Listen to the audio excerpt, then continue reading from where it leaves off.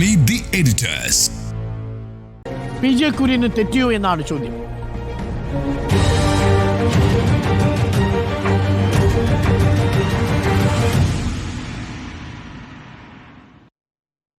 സ്മൃതി, പത്തനംതിട്ടയിൽ കോൺഗ്രസ് സംഘടിപ്പിച്ച സമരസംഗമം എന്ന പരിപാടിയുടെ വേദിയിൽ വെച്ചാണ് PJ കുര്യൻ തുറന്ന് വിമർശിച്ചിരിക്കുന്നത്.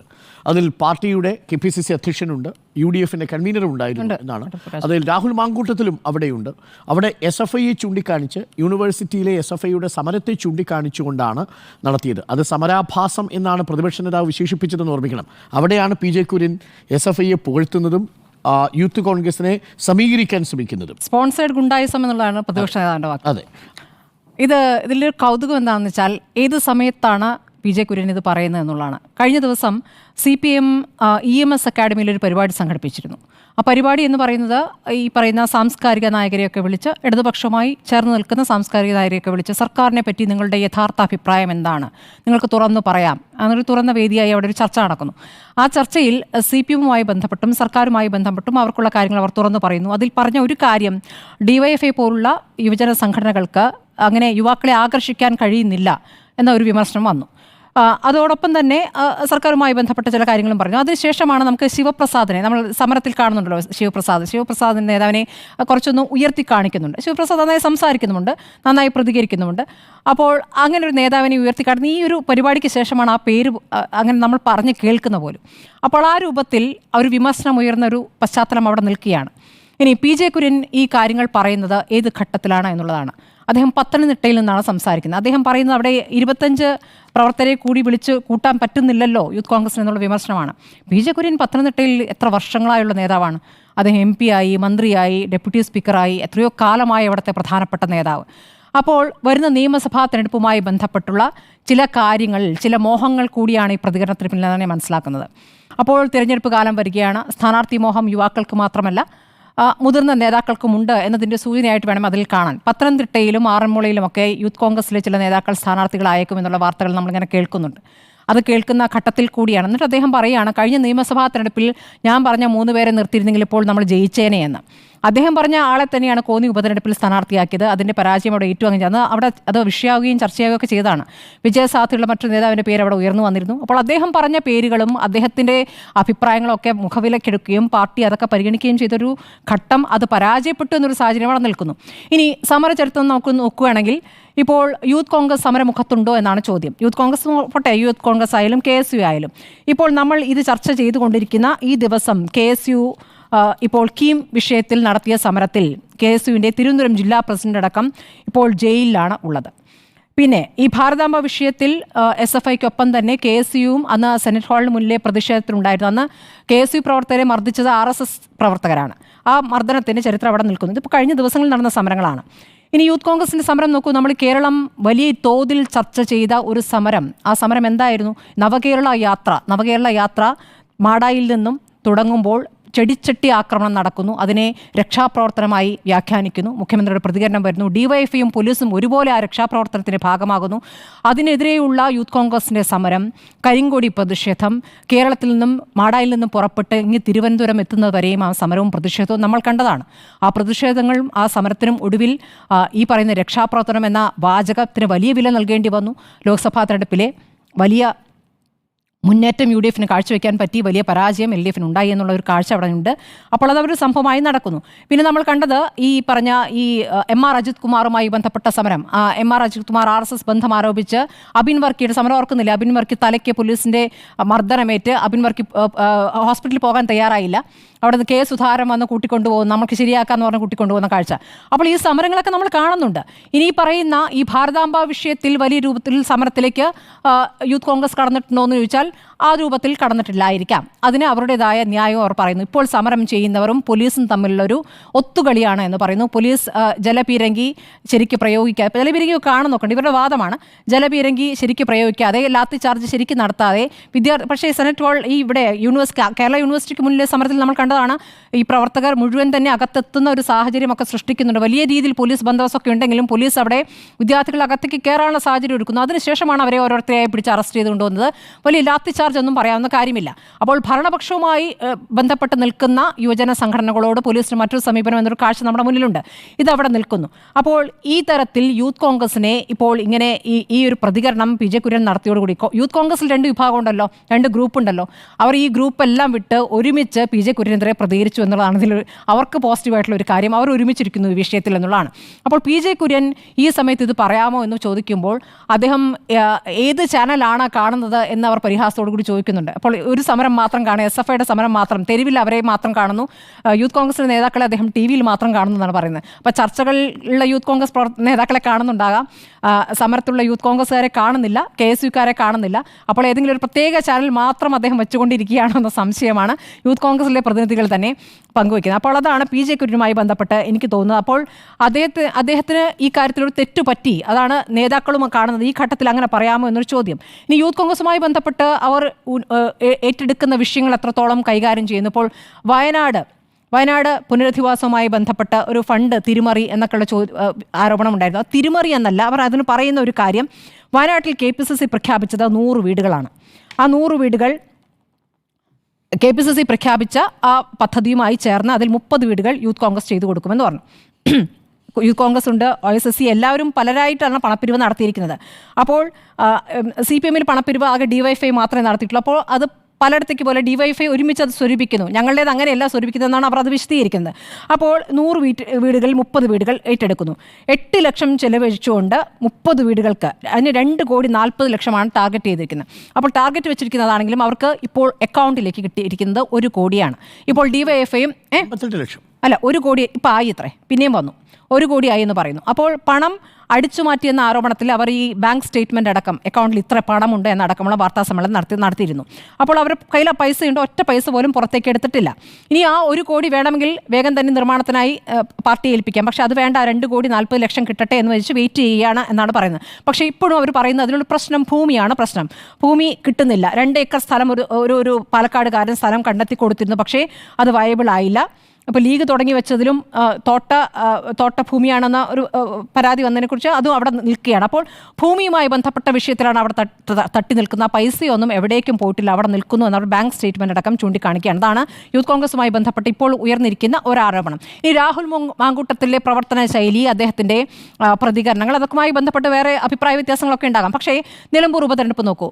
കഴിഞ്ഞ ഉപതെരഞ്ഞെടുപ്പുകളിൽ യൂത്ത് കോൺഗ്രസ് പ്രവർത്തകർ എങ്ങനെയാണ് ഈ പറയുന്ന പ്രതികരണത്തിലേക്ക് കുഴപ്പങ്ങളൊക്കെ ഉണ്ടെങ്കിൽ എങ്ങനെയാണ് ഐക്യത്തോടെ പ്രവർത്തിച്ചത്? ഒരു 2ാം നിര നേതാക്കൾ അവിടെ വളർന്നു വരുന്നുണ്ട്. ആ 2ാം നിര നേതാക്കൾ ഒരു പ്രത്യേക പ്രവർത്തന ശൈലിയുണ്ട്. ഇനി കുറച്ചുപേർ റീലുണ്ടാക്കുന്നു, ചാണ്ടി ഉമ്മനെ പോലുള്ളവർ വീടുകൾ കയറിയിറങ്ങുന്നു. 2 തരം ശൈലികളാണ്. പക്ഷേ 2 ശൈലികളും സമന്വയിക്കുമ്പോൾ അതിലൊരു വിജയ ഫോർമുല രൂപപ്പെടുന്നുണ്ട്. അപ്പുറത്ത് 2ാം നിര നേതാക്കളുണ്ടോ? ഈ പറഞ്ഞ സാംസ്കാരിക നായകരെ വിളിച്ചുള്ള യോഗത്തിൽ അവിടെ നിന്ന് സാംസ്കാരിക നായകർ ചോദിച്ച ഒരു ആശങ്കപ്പെടുത്തുന്ന ഒരു കാര്യമാണ് 2ാം നിര നേതാക്കളില്ല എന്നുള്ളത്. അപ്പോൾ ഇവിടെ ഒരു 2ാം നിര നേതാക്കൾ ഉയർന്നു വരുന്നുണ്ട്. അവർക്ക് തിരഞ്ഞെടുപ്പുകൾ വിജയിപ്പിക്കാൻ സാധിക്കുന്നുണ്ട്. ആ ഫോർമുലയുമായിട്ട് അവർ മുന്നോട്ട് പോകുമെന്നുള്ളതാണ് അവരുടെ ആത്മവിശ്വാസം. ഇതിപ്പോൾ ചില പ്രായമുള്ള ചില നേതാക്കൾ, നേരത്തെ അജയ് തറയിൽ വന്നിരുന്നു മറ്റേ ഖദർ വിഷയം ചൂണ്ടിക്കാണിച്ചുകൊണ്ട്. അപ്പോൾ ഈ ചിത്രത്തിലൊന്നും പ്രതികരണങ്ങളുമായിട്ടോ രാഷ്ട്രീയ പ്രവർത്തനമായിട്ടോ ഇല്ലാത്ത കുറേ ആളുകൾ തന്ത വൈബ് എന്നൊക്കെ വേണം പറയാവുന്ന ഒരു രൂപത്തിലേക്ക് ചില കാര്യങ്ങൾ ഇപ്പോൾ എടുത്തിട്ട് ശ്രദ്ധയാകർഷിക്കാൻ നടത്തുന്ന ശ്രമമാണോ എന്ന് സംശയിക്കേണ്ടിയിരിക്കുന്നു. അപ്പോൾ ഖദറും ഇതുമൊന്നല്ല വിഷയം, പ്രവർത്തിക്കുന്നുണ്ട്. ആ പ്രവർത്തനം വിജയത്തിലൂടെ കാണിച്ചു തന്നിട്ടുണ്ട് എന്നുള്ളതാണ് അവരുടെ ആത്മവിശ്വാസം. PJ കുര്യൻ പറഞ്ഞത് അസ്ഥാനത്തായി പോയി എന്നുള്ളതാണ് എൻ്റെ അഭിപ്രായം. ഒരു വിദ്യാർത്ഥി സംഘടനയുടെ, യുവജന സംഘടനയുടെ ശേഷി നിങ്ങൾ അളക്കുന്നത് എങ്ങനെയാണ്? എല്ലാ ദിവസവും റോഡിൽ നിങ്ങൾ ഗതാഗതം സ്തംഭിപ്പിക്കുന്നു, പോലീസിനെ അങ്ങോട്ട് പ്രകോപിപ്പിച്ച് പോലീസിൽ നിന്ന് അടി വാങ്ങിക്കുന്നു, ജനജീവിതം സ്തംഭിച്ചുകൊണ്ട് എല്ലാ ദിവസവും വാർത്തകൾ നിറഞ്ഞു നിൽക്കുന്നു. ഇത് ഒരു മാർഗമായി PJ കുര്യന് തോന്നിയിട്ടുണ്ടെന്നാണ് അദ്ദേഹം ഇന്നലെ പറഞ്ഞതെന്ന് മനസ്സിലാകുന്നത്. കാരണം SFI യൂണിവേഴ്സിറ്റിയിലേക്ക് ഇരച്ചു കയറുന്ന ആ ഒരു ദൃശ്യമാണ് അദ്ദേഹത്തെ ഹഠാതെ ആകർഷിച്ചതെന്നാണ് എനിക്ക് മനസ്സിലാകുന്നത്. SFI യൂണിവേഴ്സിറ്റിയിൽ കാണിച്ചത് കണ്ടില്ലേ എന്നാണ് PJ കുര്യൻ ചോദിച്ചത്. അദ്ദേഹം ഒരു കോളേജ് അധ്യാപകനാണ്. ആ അധ്യാപകനാണ്. അദ്ദേഹത്തിന് ഈ പ്രതിഷേധം ഇഷ്ടപ്പെട്ടു. പക്ഷേ PJ കുര്യൻ അങ്ങനെ പറഞ്ഞതിനകത്ത് ചിലപ്പോൾ നേരത്തെ സ്മൃതി പറഞ്ഞതുപോലെ രാഷ്ട്രീയമൊക്കെ കാണും. പക്ഷേ PJ കുര്യൻ പറഞ്ഞതിനൊരു നിമിത്തമായി എടുത്തുകൊണ്ട് വിദ്യാർത്ഥി സംഘടനകളുടെ, യുവജന സംഘടനകളുടെ ശേഷിയെക്കുറിച്ച് നമുക്ക് സംസാരിക്കാം. അതിലാണല്ലോ ഈ അവസരം. DYFI എന്ന് പറയുന്ന ഭരണപക്ഷത്തുള്ള സംഘടനയുടെ, പാർട്ടിയുടെ യുവജന സംഘടന കഴിഞ്ഞ 10 വർഷമായി ഭരണത്തിലില്ല. അവർ മെഡിക്കൽ കോളേജിൽ പൊതിച്ചോറ് വിതരണവും രക്തദാന ക്യാമ്പുകളും അങ്ങനെ പല കാര്യങ്ങളും നടത്തി കഴിഞ്ഞ 10 വർഷമായി ഈ സമൂഹത്തിൽ തന്നെയുണ്ട്. അവരാരും സജീവമല്ല എന്ന് പറഞ്ഞിട്ടില്ല. അവർക്കാണ് സത്യത്തിൽ ഭരണപക്ഷത്തുള്ള ഈ DYFIക്കാണ് സജീവമായി പ്രവർത്തകരെ നിർത്താൻ നമ്മൾക്ക് അറിയാവുന്ന പ്രതിഷേധങ്ങളൊന്നും കാണിക്കാൻ അവസരമില്ലാത്തത് കൊണ്ട് വലിയ ബുദ്ധിമുട്ട്. യൂത്ത് കോൺഗ്രസ്സിന് അങ്ങനെയല്ല. യൂത്ത് കോൺഗ്രസ് കഴിഞ്ഞ നാളുകളിൽ കഴിഞ്ഞ 10 വർഷമായി പ്രതിപക്ഷത്താണ്. വളരെ കാര്യമായി സമരങ്ങൾ നടത്തിയിട്ടുണ്ട്.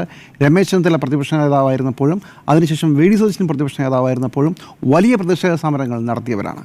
രമേശ് ചെന്നിത്തല വാർത്താസമ്മേളനം നടത്തുന്നു, വൈകുന്നേരമാകുമ്പോഴേക്കും വൈകുന്നേരം തിരുവനന്തപുരത്ത്, കൊച്ചിയിൽ, കോഴിക്കോടൊക്കെ വലിയ പ്രതിഷേധങ്ങൾ ഉണ്ടാകുന്നു. അത് യൂത്ത് കോൺഗ്രസ് ഏറ്റെടുക്കുന്നു. അത് നമ്മൾ കണ്ടതാണ്.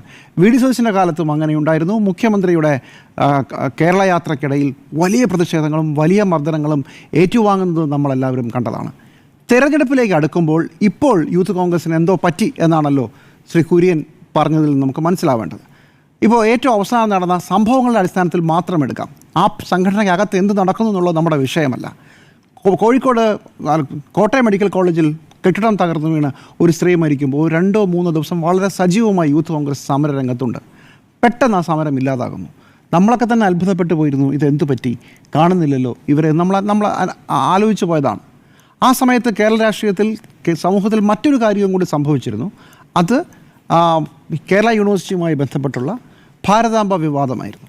എന്ന് മാത്രമല്ല, ബിന്ദുവിൻ്റെ കുടുംബത്തിന് ധനസഹായം കൊടുക്കുകയും കുടുംബത്തിലെ ഒരാൾക്ക് പണം, ജോലി കൊടുക്കുകയും ഒക്കെ ചെയ്ത് ഇടതുമുന്നണി സർക്കാർ അവർക്ക് ചെയ്യാൻ പറ്റുന്ന കാര്യങ്ങൾ ചെയ്യുകയും ചെയ്തു. തൊട്ടിപ്പുറത്ത് ഭാരതാംബ വിവാദം വരുന്നു. നോക്കൂ, ഭാരതാംബ വിവാദം ഒരു സ്വകാര്യ ചടങ്ങിൽ ഗവർണർ പങ്കെടുത്തു, അത് വലിയ കുഴപ്പമായി പോയി എന്ന് പറഞ്ഞ് ഉണ്ടാക്കിയ ഒരു സമരമാണ്. അത് എന്തൊരു തോന്നിയവാസമാണെന്ന് പലരും പറയുകയും പൊതുസമൂഹത്തിൽ തന്നെ അങ്ങനെ ഒരു ചർച്ചയും നടന്നതാണ്. പക്ഷേ SFI ആ വിഷയത്തെ വളരെ സമർത്ഥമായി ഉപയോഗിക്കുകയും അത് കേരള യൂണിവേഴ്സിറ്റിയിലെ എന്തോ ഒരു ഭരണ പ്രതിസന്ധിയായി മാറ്റുകയും കേരള യൂണിവേഴ്സിറ്റിക്ക് എന്തോ കുഴപ്പം പറ്റി എന്ന മട്ടിലാക്കി മാറ്റുകയും ചെയ്തു. അതാണ് PJ കുര്യൻ പറഞ്ഞ SFIയുടെ കേരള യൂണിവേഴ്സിറ്റി സമരം. പക്ഷേ നോക്കൂ, രാഷ്ട്രീയം അവസരങ്ങളുടെ കലയാണ്. ഒരാഴ്ച മുമ്പ് കേരളം മുഴുവൻ ചർച്ച ചെയ്തുകൊണ്ടിരുന്ന കേരളത്തിലെ ആരോഗ്യ മേഖലയിലെ വലിയ പ്രതിസന്ധി ഇന്ന് നമ്മൾ ചർച്ച ചെയ്തതേ ഇല്ല. അത് മാറി, വിഷയം വേറെ ഒന്നിലേക്ക് തിരിഞ്ഞു.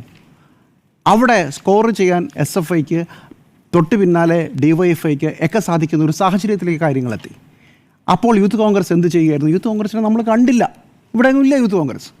അപ്പോൾ എന്താണെന്ന് ചോദിക്കുമ്പോൾ പറഞ്ഞാൽ അത് ഞങ്ങൾ ആലോചിച്ചുകൊണ്ടിരിക്കുകയാണ്, ഞങ്ങൾ ചർച്ച ചെയ്തുകൊണ്ടിരിക്കുകയാണ് എന്നൊക്കെ പറഞ്ഞ് യൂത്ത് കോൺഗ്രസ് പതുക്കെ ഡിഫൻസിലേക്ക് മാറുകയാണ്. 10 വർഷമായി പ്രതിപക്ഷത്തുള്ള ഒരു യുവജന സംഘടനയ്ക്കാണ് ഈ അവസ്ഥ എന്ന് ആലോചിക്കണം.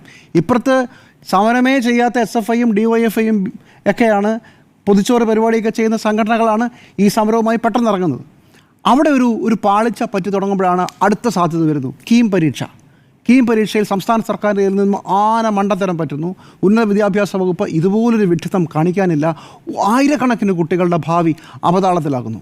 വീണ്ടും രാഷ്ട്രീയത്തിലെ സുവർണ അവസരം വരികയാണ്. KSU ആണ് ഇറങ്ങേണ്ടത്, യൂത്ത് കോൺഗ്രസ് അല്ല. KSUവിനെ നമ്മൾ കാണുന്നില്ല, അഥവാ കാണേണ്ടതുപോലെ നമ്മൾ കാണുന്നില്ല. ഇപ്പോൾ നമ്മൾ കണ്ട സമരം അത് MSFൻ്റെയാണ്. ഇങ്ങനെയാണോ റോഡിലിറങ്ങി തള്ളണമെന്നൊക്കെ ഉള്ള രണ്ടാമത്തെ വിഷയം. എനിക്കിതിനെക്കുറിച്ച് അഭിപ്രായ വ്യത്യാസമൊക്കെ ഉണ്ട്. പക്ഷേ കാണുന്നില്ല, ആ വിഷയം സജീവമായി നിൽക്കുന്നില്ല. അപ്പോഴേക്കും അടുത്ത വിഷയം വരുന്നു, കാൽ കഴുകൽ. അധ്യാപകൻ്റെ കാൽ കഴുകുന്നത് ശരിയോ തെറ്റോ? അപ്പോൾ തന്നെ DYFI ആ വിഷയം ഏറ്റുപിടിക്കുകയാണ്. ഇപ്പോൾ ഇന്നലെ ഈ കാൽ കഴുകൽ നടന്ന സ്ഥലത്തേക്ക് മാർച്ച് നടക്കുന്നു, യുവമോർച്ച അതിനെതിരെ വരുന്നു. 2 സംഘടനകളും ഒരു യുദ്ധത്തിൻ്റെ ഘട്ടം വരുത്തുന്നു. നാളെ വീണ്ടും DYFI മാർച്ച് പ്രഖ്യാപിച്ചിരിക്കുകയാണ്. യൂത്ത് കോൺഗ്രസ് അവിടെ കാണുന്നില്ല. കീം പരീക്ഷ ബന്ധപ്പെട്ട KSU അവിടെ കാണുന്നില്ല. അവസരങ്ങൾ വരുന്ന സമയത്ത് ആ അവസരങ്ങളിൽ നിങ്ങളത് ഉപയോഗിക്കാൻ പറ്റാതെ പോയാൽ നിങ്ങൾക്ക് എന്തോ കാര്യമായ കുഴപ്പമുണ്ട് എന്ന് തന്നെ വേണം തീരുമാനിക്കാൻ. ഇപ്പോൾ തൊട്ട് മുമ്പ് തിരുവനന്തപുരം ജില്ലാ പ്രസിഡന്റ് അടക്കം ജയിലിലാണ് കേട്ടോ. എക്സാക്ട്ലി. പക്ഷേ അത് എവിടെ? ആ സമരത്തിൻ്റെ അലയൊലികൾ എവിടെ? ആ സമരം സജീവമായി നിർത്തുക എന്നുള്ളത്. ഇപ്പോൾ കേരളത്തിൽ ഇവിടുത്തെ തീവ്ര ഇടതുപക്ഷ സംഘടനകളും സമരം നടത്തുന്നുണ്ട്. ഇപ്പോൾ നമ്മൾ ഇന്നലെ കണ്ടു 2-3 പോസ്റ്ററുകൾ കോഴിക്കോട് ജില്ലയിൽ ഒട്ടിച്ചിരിക്കുന്നു. സമരം തന്നെയാണ്. പക്ഷേ ആ സമരമൊന്നും അത് തടവ് പുള്ളികളുടെ അവകാശത്തിന് വേണ്ടിയിട്ടുള്ള സമരമാണെന്ന് ഞാൻ മനസ്സിലാക്കുന്നത്. പക്ഷേ ഇതൊന്നും സജീവമായി വരുന്നില്ല. അപ്പോൾ ഉള്ള അവസരങ്ങൾ വന്ന് വീഴുമ്പോൾ അത് ഉപയോഗിക്കാതെ പോവുകയും ബാക്കിയുള്ളവർ അവസരങ്ങൾ ഉണ്ടാക്കി, അതായത് കേരള യൂണിവേഴ്സിറ്റിയിലെ സിൻഡിക്കേറ്റിലെ സെനറ്റ് ഹാളിലെ ഭാരതാംബ വിവാദം ഉണ്ടാക്കിയെടുത്തൊരു വിഷയമാണ്. അതൊരു സ്വകാര്യ ചടങ്ങായിരുന്നു എന്ന് എല്ലാവർക്കും അറിയാം. പക്ഷേ നോക്കൂ, അത് എവിടെ എത്തി നിൽക്കുന്നു, അത് എത്ര വലിയ ഗ്രാവിറ്റിയിലേക്ക് വളർന്നു. മെഡിക്കൽ കോളേജ് വിഷയം പോയി. കീം പരീക്ഷയിലും നമ്മൾ കാര്യമായി ഒന്നും കാണുന്നില്ല. ഇങ്ങനെ ഇരിക്കുമ്പോൾ കൂനിന്മേൽ കുരു പോലെ ഒരു പ്രശ്നവും കൂടെ വരികയാണ്. ഉരുൾപൊട്ടലിൽ മരിച്ചുപോയ ജീവിതാവധി നഷ്ടപ്പെട്ട കുടുംബങ്ങൾക്ക് വീട് കൊടുക്കാമെന്ന് പറഞ്ഞ് വളരെ വലിയ ക്യാമ്പയിൻ നടത്തിയ കേരള സർക്കാർ, മുസ്ലിം ലീഗ്, യൂത്ത് കോൺഗ്രസ്, അവർ 2.5 കോടിയാണ് ടാർഗറ്റ് ഇട്ടത്. അത്രേ ഞാൻ ആദ്യം കേട്ടത് 5 കോടിയെന്നോ മറ്റാണ്, പിന്നെയാണ് അത് 2.5 കോടിയാക്കി മാറ്റിയത്. എന്തോ ആട്ടെ, 88 ലക്ഷം രൂപയോ 1 കോടി രൂപയാണ് പിരിച്ചിരിക്കുന്നത്. 30 വീടുകളാണ് വാഗ്ദാനം ചെയ്തിരിക്കുന്നത്. ഇത് വീടിൻ്റെ കണക്കെടുത്താൽ മാത്രം പോരാ, ഈ ഭൂമി എവിടെ നിന്ന് കൊടുക്കും, ഭൂമി എവിടെ കിട്ടും, ഭൂമിയുടെ കാര്യം ഇതുവരെ ആയിട്ടില്ല. 1-ാം വാർഷികത്തിലേക്ക് നമ്മൾ പോവുകയാണ്. ഓഗസ്റ്റ് ആകുമ്പോഴേക്കും ഞങ്ങളത് പണി തുടങ്ങും എന്ന് പറഞ്ഞതാണ്. അപ്പോൾ അതിനോട് ചോദിക്കുമ്പോഴത്തേക്കും ഞാൻ രേഖകൾ കാണിക്കാം, സൗകര്യമുണ്ടോ, വെല്ലുവിളിക്കുന്നു, ആകെ ബഹളമാണ്. അല്ലാതെ സമാധാനമായിരുന്ന ഈ സാധനം എന്താണെന്ന് വിശദീകരിക്കാനും പോലും പറ്റാത്തൊരവസ്ഥയിലേക്ക് കാര്യങ്ങൾ പോകുന്നു എന്ന് മാത്രമല്ല, ഇത് വലിയ വാർത്തയാകുന്നതോടുകൂടി 11 ഭാരവാഹികളെ പദവിയിൽ നിന്ന് നീക്കുന്നു. അപ്പോൾ ഏതോ ഒരു മാധ്യമം വാർത്ത കൊടുത്തു അത്രേ ഇത് പണം തിരിമറി നടത്തിയതിനെക്കുറിച്ച് ഉള്ള നടപടിയായിരുന്നു എന്ന് പറഞ്ഞു. അപ്പോൾ സംസ്ഥാന പ്രസിഡന്റ് പറഞ്ഞാൽ അങ്ങനെയൊന്നുമല്ല, പക്ഷേ തിരുവനന്തപുരത്ത് നിന്ന് വാർത്തയുണ്ട്, ആലപ്പുഴയിൽ നിന്ന് വാർത്തയുണ്ട്, പണം തിരിമറിയെക്കുറിച്ചുള്ള പരാതികളുണ്ട്. ചുരുക്കത്തിൽ കിട്ടിയ അവസരങ്ങളൊന്നും ഉപയോഗിച്ചില്ലെന്ന് മാത്രമല്ല, പല കാര്യങ്ങളിലും ഡിഫൻസീവ് പൊസിഷനിലേക്ക് മാറുന്ന ഒരു യൂത്ത് കോൺഗ്രസിനെയാണ് നമ്മൾ കാണുന്നത്. ഈ സുവർണാവസരം എല്ലാ ദിവസവും വരില്ല. 3 മാസം കഴിഞ്ഞാൽ കേരളം പഞ്ചായത്ത് തെരഞ്ഞെടുപ്പിലേക്ക് പോവുകയാണ്. അത് കഴിഞ്ഞാൽ പിന്നെ ഒരു 4 മാസം കൂടെ കഴിഞ്ഞാൽ നമ്മൾ സംസ്ഥാന തെരഞ്ഞെടുപ്പിലേക്ക് പോവുകയാണ്. കഴിഞ്ഞ ഒരു 2 മാസത്തെ കണക്ക് മാത്രം എടുത്താൽ മതി, കിട്ടിയ അവസരങ്ങളൊന്നും കാര്യമായി ഉപയോഗിക്കാൻ പറ്റാത്ത ഒരു സാഹചര്യത്തിലേക്ക് ഈ സംഘടന പോയി എന്നുള്ള കാര്യത്തിൽ എനിക്ക് സംശയമൊന്നുമില്ല. PJ കുര്യൻ ഇത് പറയുന്നതിൽ വ്യക്തിപരമായ താല്പര്യങ്ങൾ ഉണ്ടായിരിക്കാം, ഇല്ലായിരിക്കാം. പക്ഷേ ആ പറഞ്ഞതിൽ ഒരു കാര്യമുണ്ട്. തെരുവിലിറങ്ങി തല്ലിയോ ഇല്ലയോ എന്നുള്ളതല്ല, ഒരു വിഷയത്തിൽ സജീവമായി നിൽക്കാനും ആ വിഷയത്തെ മുന്നോട്ട് കൊണ്ടുപോകാനും കഴിഞ്ഞില്ല എന്നുള്ളത് സംഘടന സ്വയം വിമർശനമായി ഏറ്റെടുക്കണം. ഇനിയും സമയമുണ്ട്. കുര്യന് തെറ്റിയോ എന്നുള്ളതാണ് ചോദ്യം. കുര്യന് തെറ്റിയെന്ന് മുതിർന്ന നേതാക്കൾ പറയുമ്പോഴും കുര്യൻ പറഞ്ഞതിൽ കാര്യമുണ്ട് എന്നാണ് എൻ്റെ പക്ഷം. ഞാനൊരു ചരിത്രം ഓർമ്മിപ്പിക്കാം. 1967 കേരളത്തിൽ കോൺഗ്രസ് പാർട്ടി അടുത്തൂൺ പറ്റിയ കാലം ഓർമ്മയുണ്ടല്ലോ. അന്ന് സപ്തകക്ഷി മുന്നണിയുടെ നേതൃത്വത്തിൽ സർക്കാർ അധികാരത്തിൽ വരുമ്പോൾ അന്നാണ് കേരള നിയമസഭയിലെ ഏറ്റവും കുറഞ്ഞ സീറ്റ് കോൺഗ്രസ് നേടുന്നത്. 9 സീറ്റാണ്. അന്ന് കെ കരുണാകരൻ എന്ന് പറയുന്ന ലീഡറിൻ്റെ ഉയർച്ച കണ്ട കാലമാണ്. 1967 അടുത്തൂൺ പറ്റിയ കോൺഗ്രസിനെ തിരിച്ചു കൊണ്ടുവരുന്ന ഒരു നേതൃത്വം ഉണ്ടായിരുന്നു. ആ നേതൃത്വം എവിടെ നിന്ന് വന്നാണെന്നറിയാമോ? യൂത്ത് കോൺഗ്രസിൽ നിന്ന് വന്ന നേതൃത്വമായിരുന്നു. ആരൊക്കെയായിരുന്നു അവർ? AK Antony, Oommen Chandy, Vayalar Ravi, AC George, ഈ പറയുന്ന നേതാക്കളെല്ലാം സദാസമയവും രാപ്പകലന്ത്യോളം നിന്ന് പണിയെടുത്ത് രാഷ്ട്രീയ പ്രവർത്തനം നടത്തി സജീവമായി പാർട്ടി ട്രാക്കിലേക്ക് കൊണ്ടുവന്ന ഒരു തലമുറയുണ്ടായിരുന്നു. 1960 അവസാന പാദം. 1960 യൂത്ത് കോൺഗ്രസിൻ്റെ തുടക്കം. അവിടെ കേരളത്തിൽ തന്നെ AK ആൻ്റണിയാണല്ലോ ആദ്യത്തെ യൂത്ത് കോൺഗ്രസിൻ്റെ പ്രസിഡൻ്റായി വരുന്നത്. AC ഷൺമുഖദാസ്, ഈ നേതാക്കന്മാരുടെ ഒരു വലിയ നിര അന്ന് യൂത്ത് കോൺഗ്രസിനെ സജീവമായി പാർട്ടി ചലിപ്പിക്കാനുണ്ടായിരുന്നു. കെ കരുണാകരൻ ഒറ്റയ്ക്ക് വിചാരിച്ചിട്ടില്ല. ഈ നേതാക്കളുടെ സാർത്ഥകമായിട്ടുള്ള പരിശ്രമമാണ്. അന്ന് 1968 പാലക്കാട് വെച്ച് യൂത്ത് കോൺഗ്രസിൻ്റെ ഒരു സമ്മേളനം നടക്കുന്നുണ്ട്. ആ സമ്മേളനത്തിൽ ഒരു പ്രമേയം അവതരിപ്പിക്കുന്നു. രാജ്യം നേരിടുന്ന പ്രധാനപ്പെട്ട വിഷയങ്ങളിൽ അന്ന് AC ജോർജ് എഴുതി തയ്യാറാക്കി മറ്റുള്ള യൂത്ത് കോൺഗ്രസിലെ നേതാക്കൾ അവതരിപ്പിച്ച ആ പ്രമേയത്തിലെ പ്രധാനപ്പെട്ട ചില വിഷയങ്ങളുണ്ട്. എന്താണെന്നറിയാമോ? 1, ബാങ്കിൻ്റെ ദേശസാൽക്കരണം, സ്വകാര്യ ബാങ്കുകളുടെ ദേശസാൽക്കരണം നടപ്പിലാക്കണം. പ്രിവി പേഴ്സുമായി ബന്ധപ്പെട്ട വിഷയത്തിൽ സർക്കാർ ഖജനാവിൽ നിന്ന് കോടികൾ ചിലവാക്കുന്നത് തടയണം എന്നാവശ്യപ്പെട്ടുകൊണ്ട്. തീർന്നില്ല, സ്വകാര്യ വനഭൂമികൾ ദേശസാൽക്കരിക്കണം. ഇന്ത്യയുടെ അതേപോലെ കോമൺവെൽത്ത് സമ്പത്തുമായി ബന്ധപ്പെട്ട വിഷയങ്ങളിൽ ഇന്ത്യ നിലപാട് വ്യക്തമാക്കണം. അതുമായി കോമൺവെൽത്ത് ബന്ധം ഉപേക്ഷിക്കണം തുടങ്ങി ഒരുപാട് ദേശീയ വിഷയങ്ങളാണ് ഈ യൂത്ത് കോൺഗ്രസ് അന്നത്തെ പ്രമേയത്തിൽ അവതരിപ്പിക്കുന്നത്. ഇന്നിപ്പോൾ യൂത്ത് കോൺഗ്രസിൽ അവതരിപ്പിക്കാൻ ഒരു ദേശീയ പ്രമേയമുണ്ടോ? എൻ്റെ ഒരൊറ്റ ചോദ്യമാണ്. കാര്യം ഇത് ചോദിക്കുന്നത് എന്തുകൊണ്ടാണ് യൂത്ത് കോൺഗ്രസിന് കേരളത്തിൽ മുഖ്യമന്ത്രി രാജിവെക്കുക, വീണ ജോർജ് രാജിവെക്കുക എന്നീ മുദ്രാവാക്യങ്ങൾക്കപ്പുറത്തേക്ക് പോകാൻ കഴിയാത്തത് എന്ന ചോദ്യത്തിൻ്റെ ഉത്തരമാണ് ചരിത്രത്തിൽ നിന്ന് നാം തേടുന്നത്. നോക്കൂ, 1970 ഇന്ദിരാഗാന്ധി പിന്നീട് ഈ പറയുന്ന പലതും അവരുടെ പ്രധാനപ്പെട്ട പോളിസിയാക്കി മാറ്റി. ദേശീയ തലത്തിൽ തന്നെ നിലനിൽക്കുന്ന ആശയങ്ങളെ മനസ്സിലാക്കാൻ കഴിയുന്ന ഒരു യുവ നേതൃത്വം ഉണ്ടായിരുന്നു. ദേശീയമായിട്ടുള്ള പ്രതികരണം അവിടെ ഉണ്ടായിരുന്നു. അതല്ലാതെ ആ സമയത്ത് സപ്തകക്ഷി മുന്നണിക്കെതിരെ റോഡിൽ സമരം നടത്താൻ മാത്രമല്ല AK ആൻ്റണിയും വയലാർ രവിയും തയ്യാറായിരുന്നത്. ഇവിടെയാണ് യൂത്ത് കോൺഗ്രസിൻ്റെയും KSUവിൻ്റെയും ലക്ഷ്യം പതറിപ്പോകുന്നത്. ഇനി നമുക്ക് ആ പ്രസംഗത്തിലേക്ക് തിരിച്ചു വരാം. ഇതിൻ്റെ പശ്ചാത്തലം ഞാൻ സൂചിപ്പിച്ചതാണ്. എന്തിനെയാണ് യൂത്ത് കോൺഗ്രസിനെയും KSUവിനെയും കോൺഗ്രസ് ഉപയോഗിക്കുന്നത്? യഥാർത്ഥത്തിൽ ഒരു 2ാം നിരയെ കെട്ടിപ്പടുക്കാൻ മാത്രമല്ല, ആ പാർട്ടിയുടെ ആശയങ്ങളെ സാധാരണ ജനങ്ങളിലേക്ക് എത്തത്തക്ക വിധത്തിൽ പാർട്ടി വിദ്യാഭ്യാസത്തിന് ഉപയോഗിക്കേണ്ട, പാർട്ടിയുടെ ആശയവിനിമയത്തിന് ഉപയോഗിക്കേണ്ട, പാർട്ടിയിലേക്ക് ആളെ തന്നെ ചേർക്കേണ്ട, ബാലസംഘം മുതൽ എങ്ങനെയാണ് എങ്ങനെയാണോ ഇടതുപക്ഷം തങ്ങളുടെ പാർട്ടിയിലേക്ക് പ്രവർത്തകരെ ചേർക്കുന്നത്, സമാനമായ രീതിയിൽ പാർട്ടിയിലേക്ക് ജനങ്ങളെ അടുപ്പിക്കേണ്ട പരിപാടികൾ സംഘടിപ്പിക്കേണ്ട യുവ നേതൃത്വമാണ്. ആ യുവ നേതൃത്വം ഏറ്റെടുത്തിരിക്കുന്ന പരിപാടികളെക്കുറിച്ച് ഞാൻ പറയാം. അതിനു മുമ്പ് ആ പ്രസംഗത്തിൻ്റെ വെർബാറ്റ് നമുക്കൊന്ന് കേട്ടു നോക്കാം. എവിടെയാണ് PJ കുര്യൻ തെറ്റു പറഞ്ഞത്? എന്തെല്ലാം എതിർപ്പുകൾ ഉണ്ടെങ്കിലും അവരുടെ സംഘടന എത്ര ശക്തമാണ്, ശരിയല്ലേ? നോക്കൂ, നമ്മുടെ ഈ കേരള സംസ്ഥാനത്ത് ഏതെങ്കിലും ഒരു യുവജന സംഘടനയുടെ തിരഞ്ഞെടുപ്പ് കോടതി കയറിയിട്ടുണ്ടോ? ആ കയറിയിട്ടുള്ളത് യൂത്ത് കോൺഗ്രസ് എന്ന് പറയുന്ന സംഘടനയുടെ മാത്രം തിരഞ്ഞെടുപ്പല്ലേ? എന്തിനാ കയറിയത്? 4 പേര് പറഞ്ഞ കേട്ടാൽ ആളുകൾക്ക് അഭിമാനിക്കാവുന്ന കേസിലാണോ കയറിയത്? വ്യാജരേഖ കേസ് എങ്ങനെയാണ് വന്നത്? ഐഡൻറ്റിറ്റി കാർഡ് ആരാ നിർമ്മിച്ചത്? ആരുടെയൊക്കെ പേരിലാണ് വന്നത്? തലയുടെ അടക്കം, അജിത്തിൻ്റെ അടക്കം വ്യാജ ID കാർഡുകൾ ഇവിടെ എങ്ങനെ നിർമ്മിക്കാം എന്നുള്ളതിനെക്കുറിച്ച് ചില നേതാക്കളെങ്കിലും, ആ നേതാക്കളുമായി ചേർന്ന് നിൽക്കുന്നവരെങ്കിലും റിസർച്ച് ചെയ്തില്ലേ?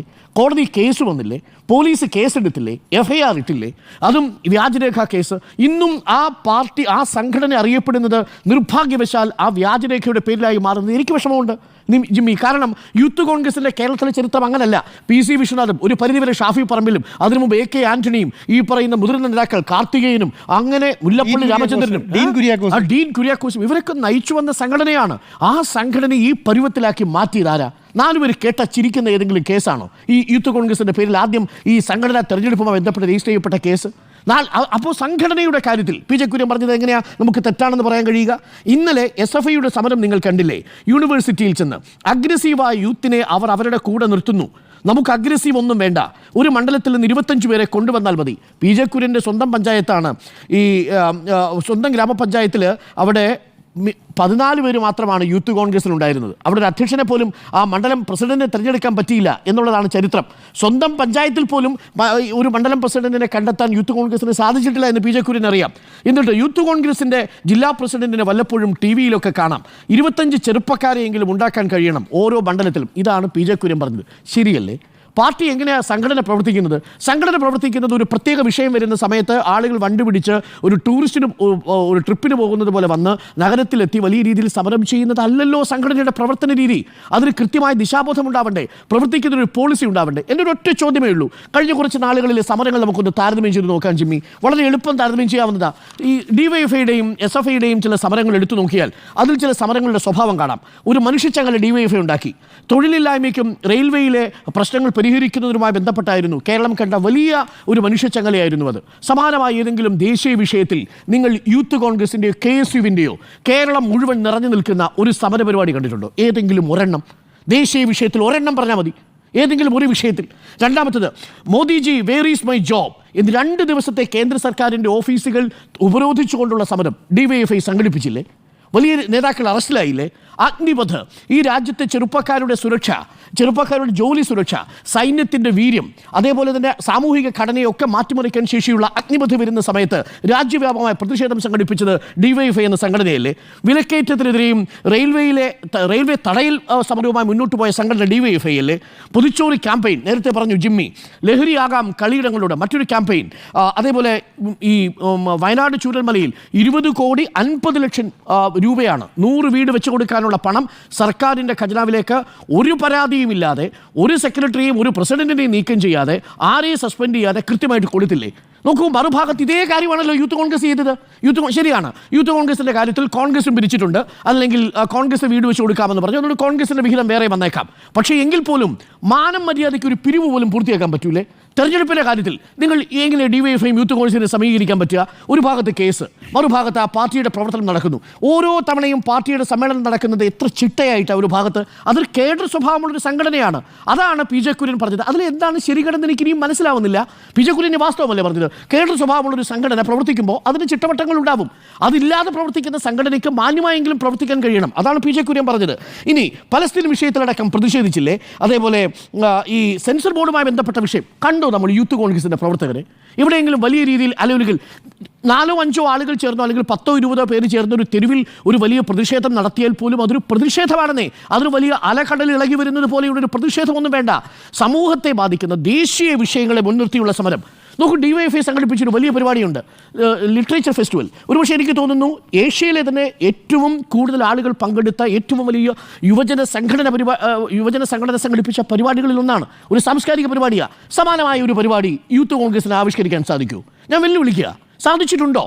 ലിറ്ററേച്ചർ ഫെസ്റ്റിവലുമായി ബന്ധപ്പെട്ട് അരുന്ധതി റോയിയെ വന്നത് 2 പതിറ്റാണ്ടിന് ശേഷം CPM-മായി ബന്ധം ഉപേക്ഷിച്ചു പോയ അരുന്ധതി റോയിയെ തിരികെ കൊണ്ടുവന്നു DYFIയുടെ ലിറ്ററേച്ചർ ഫെസ്റ്റിവലിൽ. സാധിക്കുമോ?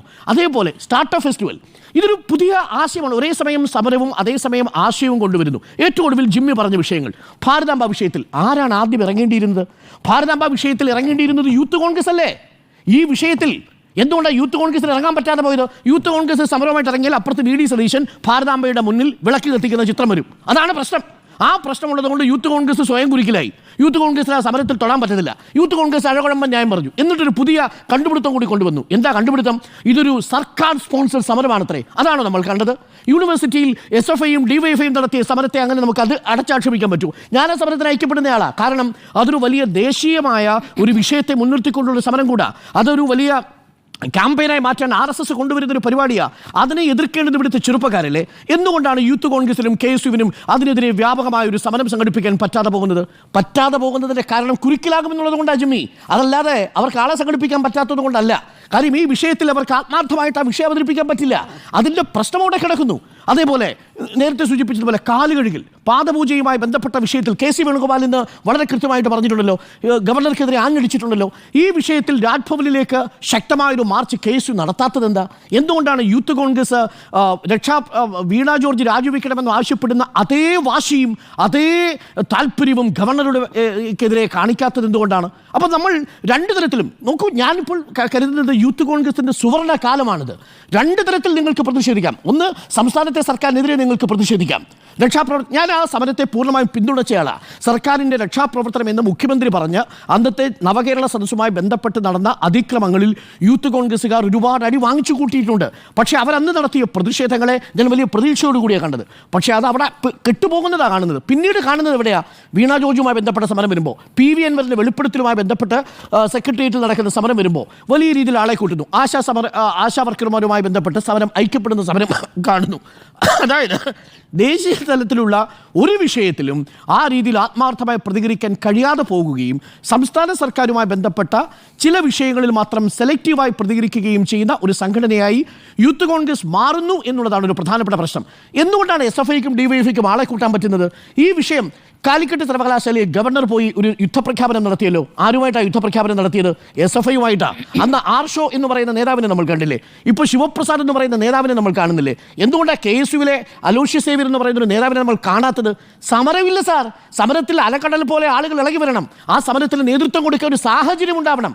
ആ സാഹചര്യം ഉണ്ടാവുമ്പോഴാണ് നമ്മൾ അവിടെ ഒരു നേതാവ് വരുന്നു എന്ന് പറയാനുള്ള കാരണം. 9 വർഷമായി സമരത്തിൽ 100-200 കേസുകളുണ്ടെന്ന് നേതാക്കൾ പറയുന്നു. നേതാക്കൾ പറയുന്നു വാറണ്ട് ഒഴിവാക്കാൻ സ്വന്തം കയ്യിൽ നിന്ന് 21,000 രൂപ കൊടുക്കേണ്ടി വന്ന ഒരു ഗതികേട് നേതാവ് പറഞ്ഞു. പാർട്ടിയിൽ നിന്ന് കിട്ടില്ല.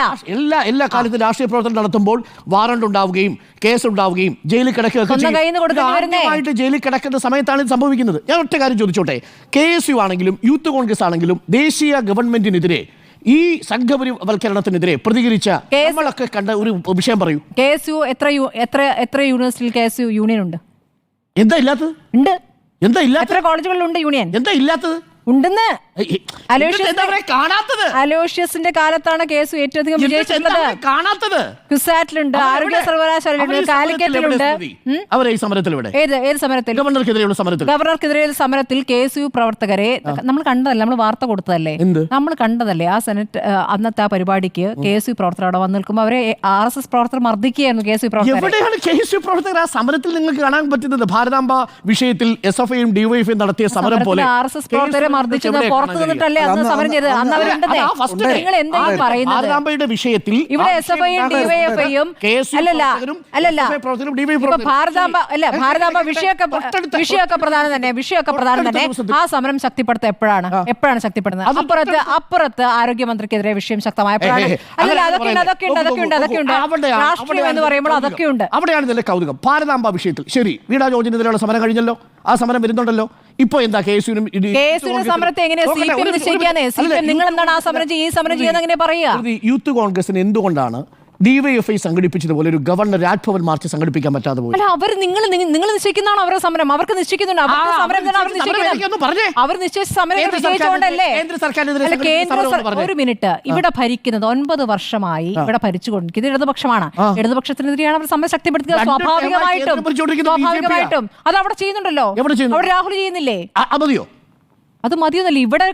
ഇവിടെ ഗവർണറുമായി ബന്ധപ്പെട്ട് പ്രതികരിക്കേണ്ട സമയങ്ങൾ പ്രതികരിക്കുന്നുണ്ട്. ചില സമയങ്ങളിൽ ഇവിടെ ഗവർണറും സർക്കാരും ഒത്തു പ്രവർത്തിക്കുന്നു എന്ന വിമർശനം ഇവിടെ ആരാണ് ഉന്നയിക്കുന്നത്? സെലക്ടീവായ സമരങ്ങളിൽ KSU SFIയും വരികയും അല്ല KSU യൂത്ത് കോൺഗ്രസും വരികയും ആ പരാജയങ്ങൾ ദയനീയമായി പരാജയപ്പെട്ട് വഴിയിൽ ഉപേക്ഷിക്കപ്പെട്ടു പോവുകയും ചെയ്യും. ഞാൻ എല്ലാ പരാജയങ്ങളെയും ഭരണത്തിൽ നിൽക്കുന്നവരുടെ സമരം ഏറ്റെടുക്കണം KSU. അതിന് പിന്നാലെയാണ് യൂത്ത് കോൺഗ്രസ് പോകേണ്ടത് എന്ന് പറയുന്നത് ബാലിശമാണ്. അങ്ങനെയല്ല. നിങ്ങൾക്ക് ആർക്കെതിരെ എന്താണ് രാഷ്ട്രീയം യൂത്ത് കോൺഗ്രസിന്? അത് പറയും. യൂത്ത് കോൺഗ്രസിന്റെ കേരളത്തിൽ എന്നല്ല, യൂത്ത് കോൺഗ്രസിന് രാഷ്ട്രീയമുണ്ടല്ലോ. അതുകൊണ്ടാണ് ഞാൻ 1968 കഥ പറഞ്ഞത്. യൂത്ത്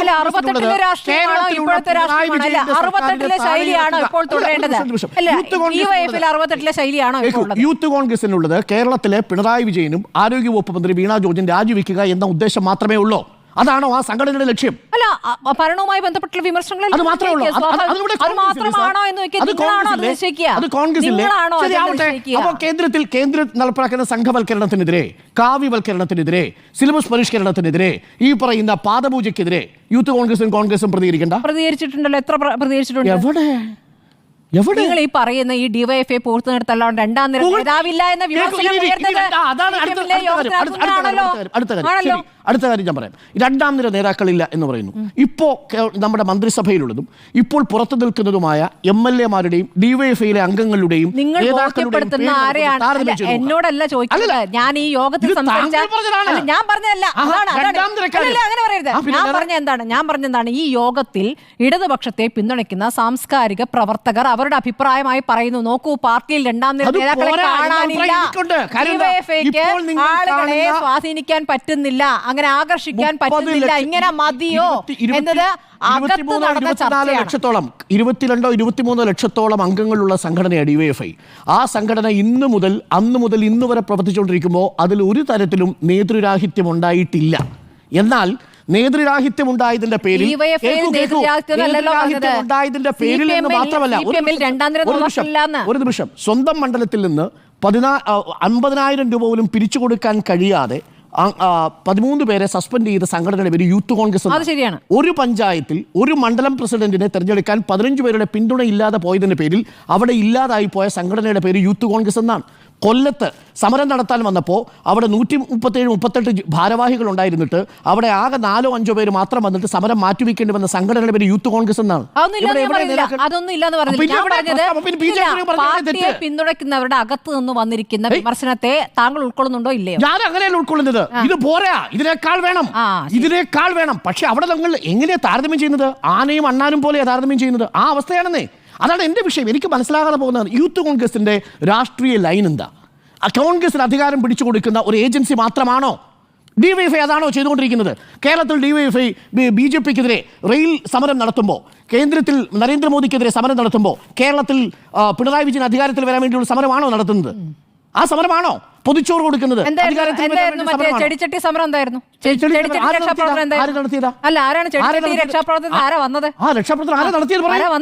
പൂർണ്ണമായി അപലപിച്ച ആളല്ലേ? അങ്ങ് അപലപിക്കോ ഇല്ലേ എന്നുള്ളതല്ലോ എന്റെ നിലപാടായിരുന്നു ആ വിഷയത്തിൽ. മുമ്പ് വെച്ച് ഞാൻ പറഞ്ഞല്ലേ, രക്ഷാപ്രവർത്തനവുമായി ബന്ധപ്പെട്ട് അന്ന്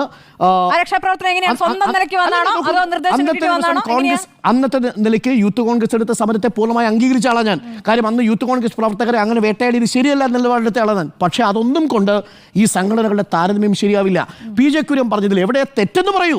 സംഘടനാ ദൗർബല്യമില്ലേ? PJ കുര്യൻ പറഞ്ഞതിൽ തെറ്റെന്നാണ് ഞാൻ എന്റെ തുടക്കത്തിൽ പറഞ്ഞു കഴിഞ്ഞു. യൂത്ത് കോൺഗ്രസിന് നേതാക്കളുടെ പ്രതികരണങ്ങളും രീതികളിലൊക്കെ കുറെ കുഴപ്പമുണ്ട്, അതിലൊരു തർക്കവുമില്ല. നേതാക്കൾ എല്ലാവരും ഒരുമിച്ചാണ് എന്ന അഭിപ്രായം എനിക്കില്ല. പക്ഷേ വിഷയങ്ങൾ ഏറ്റെടുത്ത്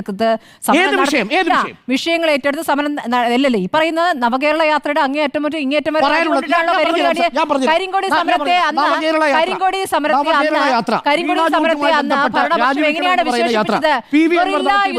പറഞ്ഞില്ലേ മന്ത്രി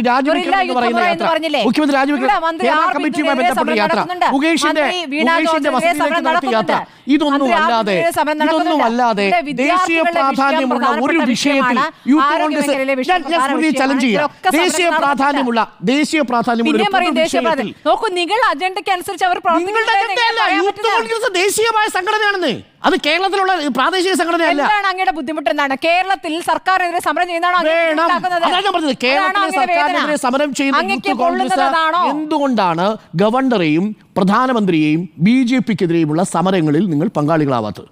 ഗവർണർക്കെതിരെ സമരം ചെയ്തു, അങ്ങ് അത് ആ ഭാഗം ഡിലീറ്റ് ചെയ്യും. ആ സമരം ചെയ്തപ്പോൾ പോരാ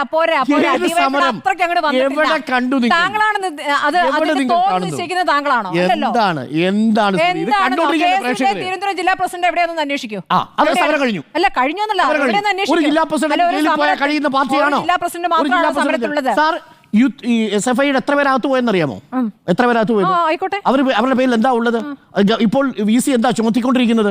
പൊതുമുതൽ നശിപ്പിച്ചതടക്കമുള്ള ജാമ്യമില്ലാ വകുപ്പല്ലേ ചുമത്തിയിരിക്കുന്നത്? എത്ര പേരുണ്ട്? ആ കണക്കൊന്ന് താരതമ്യം ചെയ്ത് നോക്കൂ. അപ്പൊ കൂടുതൽ അങ്ങനെയാ. ആത്യന്തികമായി യൂണിവേഴ്സിറ്റി പ്രശ്നങ്ങൾ കൊണ്ട് ആരാണ് അനുഭവിച്ചുകൊണ്ടിരിക്കുന്നത്? വിദ്യാർത്ഥികളാണ്. ആ വിദ്യാർത്ഥികൾക്ക് KSU പ്രശ്നമാണല്ലോ.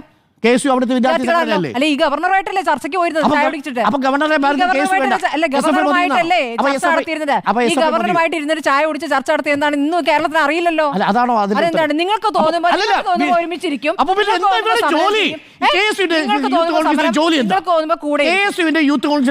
മുഖ്യമന്ത്രി രാജിവെക്കുക, വീണാ ജോർജ് രാജിവെക്കുക, ഇത് മാത്രമാണോ? തീരെ പറ്റുന്നില്ല. അല്ല അത് മാത്രമാണോ? അസ്കിതയുണ്ട് നല്ലോണം. അല്ല അത് മാത്രമാണോ? അത് മാത്രമാണെങ്കിൽ അത് പറയൂ, വല്ലാതെ ബുദ്ധിമുട്ടില്ല. പക്ഷേ അതൊരു പ്രാദേശിക സംഘടനയായിട്ട് ഒതുങ്ങുന്നതിൽ എനിക്ക് വിഷമമുണ്ട്. അത്രേ ഉള്ളൂ. PJ കുര്യനൊപ്പം അങ്ങ് ഐക്യദാർഢ്യം പ്രഖ്യാപിച്ചു. 100% അതൊക്കെ നിങ്ങൾ അങ്ങനെയാണ്. സ്വന്തം നേതാക്കന്മാര് ഈ പറയുന്ന സത്യം പറയുന്ന സമയത്ത് സീറ്റ് മോഹികളെന്ന് വിളിച്ച് ആക്ഷേപിക്കും. അതൊക്കെ കോൺഗ്രസിന്റെ ചരിത്രത്തിലുള്ളതാണ്. ഞാൻ അതിനകത്തൊന്നും കമന്റ് ചെയ്യാനില്ല. പക്ഷേ ദേശീയ വിഷയങ്ങൾ ഉയർത്തിപ്പിടിക്കാതെ യൂത്ത് കോൺഗ്രസ് എത്ര കാലം മുന്നോട്ട് പോകുന്നു അത്ര കാലത്തോളം ആ സംഘടനയുടെ നിലനിൽപ്പ് എന്ന് പറയുന്നത് വലിയ പ്രശ്നത്തിലാവും. അക്കാര്യത്തിൽ ഒരു തർക്കവുമില്ല. ആന്റോ ഗസ്റ്റ്, ഞാൻ ഈ യൂത്ത് കോൺഗ്രസിനെയും അതുപോലെ KSUവിനെയും ഒന്നും കാർഡടിച്ച് അവർ മോശക്കാരാണെന്ന് പറയാൻ ഉദ്ദേശിക്കുന്നില്ല എന്നുള്ളതാണ്. ഒന്നാമത്തെ കാര്യം എന്ന് പറഞ്ഞാൽ അവരുടെ സ്ട്രെങ്ത് കുറവാണ്. കഴിഞ്ഞ 9 വർഷമായി അവരുടെ കയ്യിൽ അധികാരമില്ല, അവരുടെ അടുത്ത് പണമില്ല, അവരുടെ അടുത്ത് ആൾബലമില്ല. അവരെ സംബന്ധിച്ചിടത്തോളം വലിയ രീതിയിൽ പ്രതിസന്ധി അനുഭവിക്കുന്ന കഴിഞ്ഞ 9 വർഷമാണ് കടന്നുപോയത്.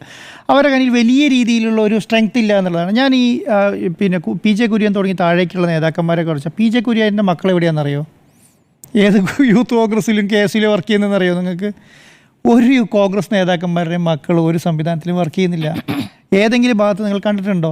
നിങ്ങൾ ബൂത്ത് പ്രസിഡന്റുമാരുണ്ട്, മണ്ഡലം പ്രസിഡന്റുമാരുണ്ട്, ജില്ലാ പ്രസിഡന്റുമാരുണ്ട്, ജില്ലാ ജനറൽ സെക്രട്ടറി ഉണ്ട്, വൈസ് പ്രസിഡന്റ്, KSU നേതാക്കന്മാരുണ്ട്, അല്ലെങ്കിൽ KPCC വൈസ് പ്രസിഡന്റുമാരും പ്രസിഡന്റും അതുപോലെ തന്നെ എക്സിക്യൂട്ടീവ് അംഗങ്ങളുമായിട്ട് എത്രയെങ്ങാനും ആൾക്കാരാണുള്ളത്. AICC മെമ്പർമാരായിട്ട് എത്ര പേരാണുള്ളത് കേരളത്തിൽ? ഇവരുടെ എത്ര പേരുടെ മക്കൾ ഈ KSUവിലും ഈ യൂത്ത് കോൺഗ്രസ്സിലും പണിയെടുക്കുന്നുണ്ട് അല്ലെങ്കിൽ വർക്ക് ചെയ്യുന്നുണ്ട്? ഒന്ന് ആലോചിച്ച് നോക്കിക്കേ.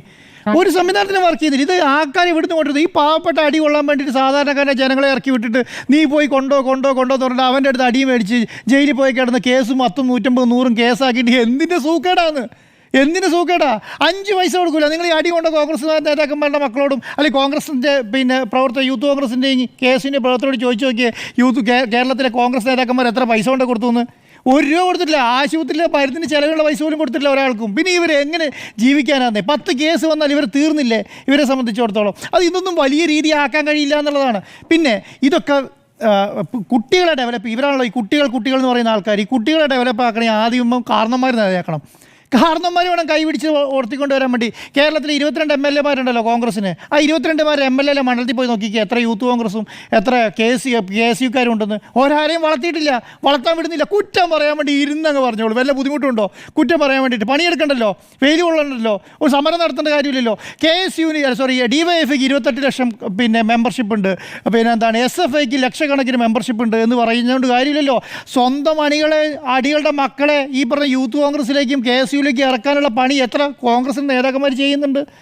അവർ ചെയ്യുന്ന ഞാൻ വളരെ ശ്ലാഘനീയമായി അവരെ കാണേണ്ടതാണ് ഞാൻ പറയുന്നത്. എന്തിനാണ് ഈ അടി മുഴുവൻ കൊള്ളുന്നത്? എത്ര അടിയാണ് കൊള്ളുന്നത്? ഈ അടി കൊള്ളുന്നതിന് എന്താ കോൺഗ്രസ് പിന്നെ DYFIനെ തുടങ്ങി SFIനെ സംബന്ധിച്ചിടത്തോളം അവരുടെ ഭരണം നിലനിർത്തേണ്ട ഉത്തരവാദിത്തം അവരുടെ പാർട്ടിക്കുണ്ട്.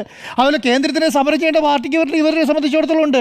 ഈ പറഞ്ഞ കോൺഗ്രസ് യൂത്ത് കോൺഗ്രസിൻ്റെ എത്ര നേതാക്കന്മാർക്ക് ഇപ്രാവശ്യം സീറ്റ് കൊടുക്കും? നിങ്ങൾ നോക്കിക്കോ, കൊടുക്കുമ്പോൾ കാണാം. ഇതിപ്പോൾ കോൺഗ്രസ് എന്ന് പറഞ്ഞ ആൾക്കൂട്ട പാർട്ടിയാണ്. ഈ ആൾക്കൂട്ട പാർട്ടിക്കുള്ള പ്രശ്നം എന്താ അറിയോ? സീറ്റ് വീതം വെക്കാൻ വരുമ്പോഴത്തേക്കും കുറേ ഇത് ഇപ്പോൾ പറഞ്ഞ പോലെ ഓരോരുത്തരും ഇറങ്ങി വരും. ഇത് ഞാനാണ് ഇതിൻ്റെ കുത്തക മണ്ഡലമാണെന്നുള്ളതാണ്. CPM-നെ സംബന്ധിച്ച് 2 ടേമേ ഉള്ളൂ. കോൺഗ്രസിന് വല്ല ടേമും ഉണ്ടോ? മരിക്കുന്നോടം വരെ സീറ്റാണ്. ചില MP-മാരെയൊക്കെ നോക്കിക്കോളൂ. തുടങ്ങിയത് എന്നാണ് MP തുടങ്ങിയത് 5 ടേമും 6 ടേമും 8 ടേമും 10 ടേമും. അങ്ങനെയാണ് കേരളത്തിൽ 140 പേര് മതിയെന്ന്. PJ കുര്യൻ 38 വർഷം. അതാ ഞാൻ പറഞ്ഞത്, 38 വർഷമായിട്ട് മത്സരിച്ച് അവിടെ ഇരുന്ന ആളെ കുറിച്ച്. കേരളത്തിൽ 140 നേതാക്കന്മാർ പോരാ കേരളത്തിൽ കോൺഗ്രസിനെ സംബന്ധിച്ചിടത്തോളം. എത്ര ടേമാണ് കൊടുക്കുന്നത്? ഇത് മാറ്റാൻ ഈ കോൺഗ്രസിനെ കൊണ്ട് പറ്റുമോ?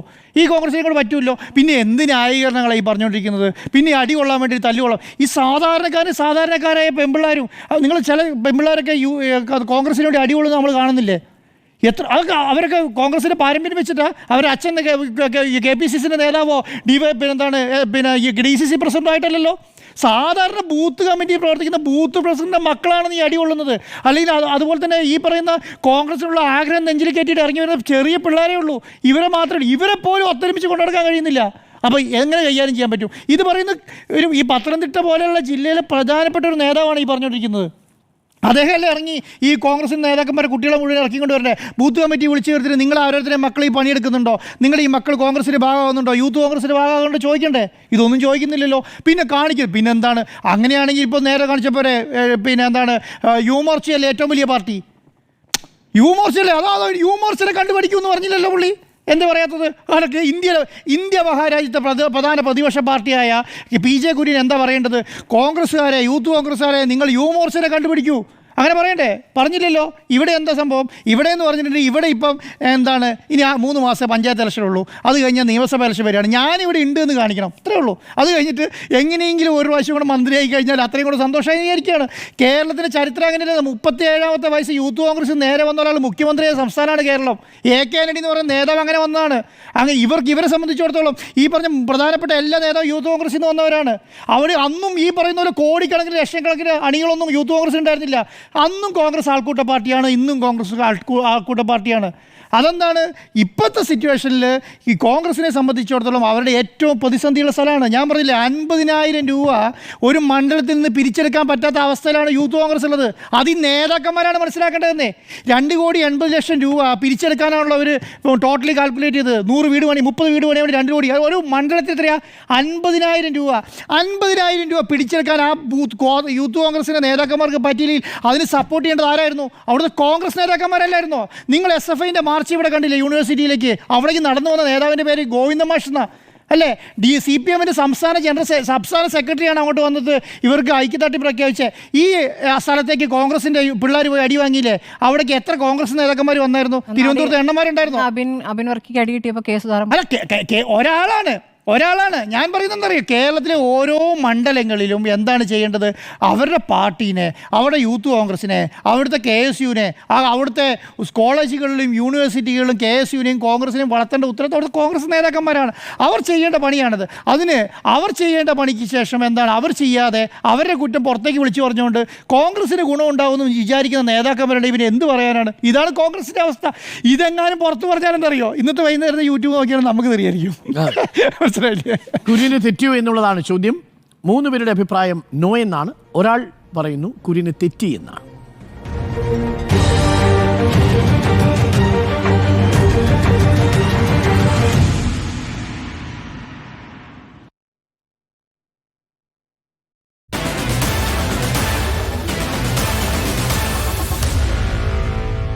Meet the editors.